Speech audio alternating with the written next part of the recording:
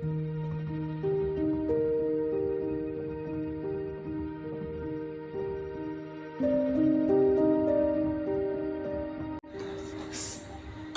மகன், தூய ஆவியின் பெயராலே ஆமென். ஆண்டவர் உங்களோடு இருப்பாராக, உம் ஆன்மாவோடும் இருப்பாராக. அன்புமிக்க சகோதர சகோதரிகளே, இறைவன் நமக்கு ஒரு புதிய நாளை கொடுத்திருக்கின்றார். அதற்காக நாம் அவருக்கு நன்றியை தெரிவித்துக் கொள்வோம். இந்த நாளில் இறைவன் நமக்கு கொடுக்க இருக்கின்ற வார்த்தையை நாம் முதலில் தேர்ந்தெடுப்போம். வாருங்கள்.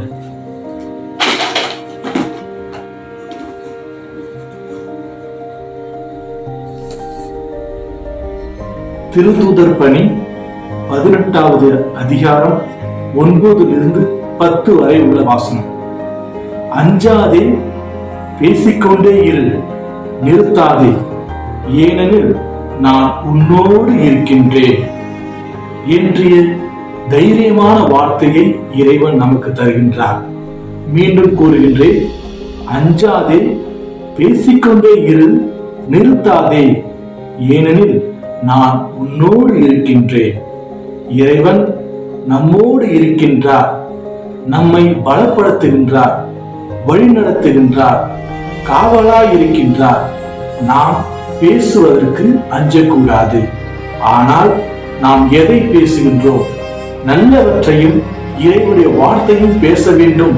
அப்போதுதான் இறைவன் நம்மை வலுப்படுத்துவார், நம்மோடு கூட இருப்பார் என்ற இந்த புதிய நாளில் இறைவன் நமக்கு கொடுத்திருக்கின்ற இந்த வார்த்தையின்படி நாம் வாழ்வோம்.